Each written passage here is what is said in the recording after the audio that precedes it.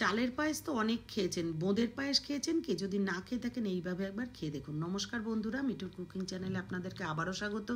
চলুন দেখে নিই আমি কিভাবে বানিয়েছি। 1 কাপ মতন জল উষ্ণ আঙুল ডোবা গরম করে নিয়েছি। 2 টেবিল স্পুন নিয়েছি আমুল দুধ, পাউডার দুধ আর কি, সেটাই উষ্ণ গরম জলের সাথে খুব ভালো করে গুলে নিয়েছি। একদম ঠান্ডা জল দিলেও যেমন ভালোভাবে গলে না, খুব গরম হয়ে গেলেও কিন্তু দুধগুলো দলা দলা পেকে যাবে। ওই জন্য আঙুল ডোবা গরম করে দুধটাকে গুলে রেখে দিলাম। এরপরে ফ্রাইং প্যান বসিয়ে দিয়ে তাতে 1 টিস্পুন ঘি দিয়ে দিয়েছি। ঘিটা যেহেতু চামচে লেগেই রয়েছে, পড়ছে না, তাই জন্য একটু ঝেড়েই নিয়েছি। আর এরকম ঘিটা গলিয়েও দিতে পারেন। এরপরে আমি 1.5 কাপ মতন দেবো কেনা বোঁদে, মানে আমি কিন্তু বাড়িতে বোঁদে বানাইনি। চাইলে আপনারা বেসন দিয়ে বোঁদে বানিয়েও করতে পারেন। প্রথমে 1 কাপ দিয়ে একটু নাড়াচাড়া করে তারপরে আরও 1/2 কাপ বোঁদে অ্যাড করেছি। ঠিক বাড়িতে যেরকম যতটা মানুষের জন্য দরকার হবে ঠিক ততটাই নেবেন।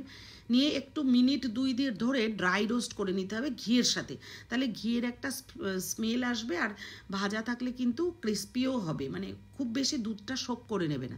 এরপর জাল দিয়ে ঠান্ডা করে রাখা দুধ, যে লিকুইড দুধ, আমি 1.5 কাপের থেকে একটু কম আর মানে 1 কাপ আর একটু বেশি দুধ নিয়ে নিয়েছি, উইথ সর সমেত কিন্তু নিয়েছি। নিয়ে খুব ভালো করে জাল দিয়ে নিতে হবে।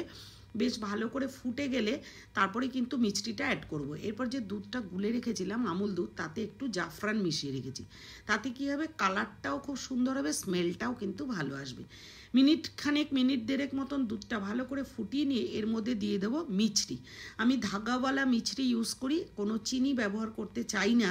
চিনি যেহেতু খাওয়া খুব একটা ভালো নয়, তাই তো আপনারা মিষ্টি যতটা খাবেন সেই বুঝে ইউজ করবেন। আমি 500 মিষ্টির থেকে হাফ দিয়েছি, মোটামুটি 250। তো এরপরে আমি মিষ্টিগুলো গুঁড়ো করেই দিই, আপনারা চাইবেন গুঁড়ো করেই দিতে, কিন্তু আমি দেখানোর জন্য একবার এইভাবে মিষ্টিটা দিয়ে দিলাম।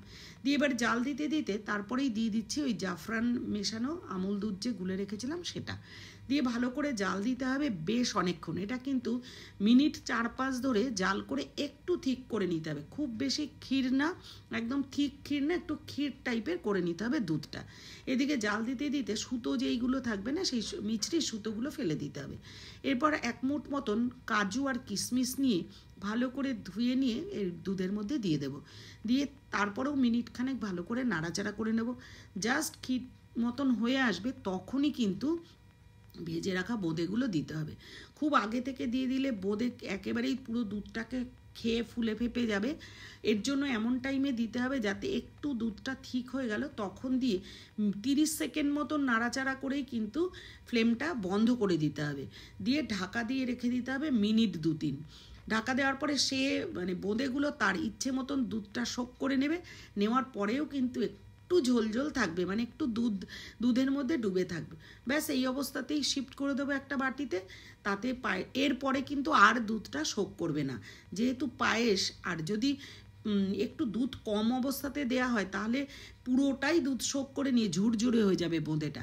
তো এই জন্য এই অবস্থায় নামিয়ে দিতে হবে। উপরে এরপরে আমি গার্নিশ করার জন্য পেস্তা বাদাম কুচি করে দিয়েছি উপর থেকে, চাইলে আপনারা গ্রেট করেও দিতে পারেন আর চাইলে নাও দিতে পারেন। তো পুরো ভিডিওটা কেমন লাগলো জানাতে ভুলবেন না। এইভাবে যদি না খেয়ে থাকেন একবার করে খেয়ে জানাতে ভুলবেন না কেমন হয়েছিল। আর যারা সাবস্ক্রাইব করেছেন তাদেরকে অন্তর থেকে অনেক অনেক ধন্যবাদ আর অনেক ভালোবাসা। যারা এখনও সাবস্ক্রাইব করেননি তারা যদি আমার ভিডিও ভালো লেগে থাকে তাহলে সাবস্ক্রাইব করে আমার পাশে থাকবেন। বেল আইকনটা প্রেস করতে ভুলবেন না, যাতে পরবর্তী ভিডিও আপলোড করার সাথে সাথে নোটিফিকেশানটা আপনাদের কাছে যায় আর আপনারা দেখতে পারেন। তো এই ভিডিওটা কেমন লাগলো কমেন্ট করে অবশ্যই জানাবেন। এটা কিন্তু প্রত্যেকে পারবেন, যে রান্না করতে পারে সেও পারবে, যে রান্না করতে পারে না বা ভালোবাসে না সেও পারবে। মানে পিজিতে থাকা বা হস্টেলে থাকা ছেলেমেয়েরাও কিন্তু এটা খুব ইজিভাবেই পারবে। ভিডিওটা দেখার জন্য অনেক ধন্যবাদ।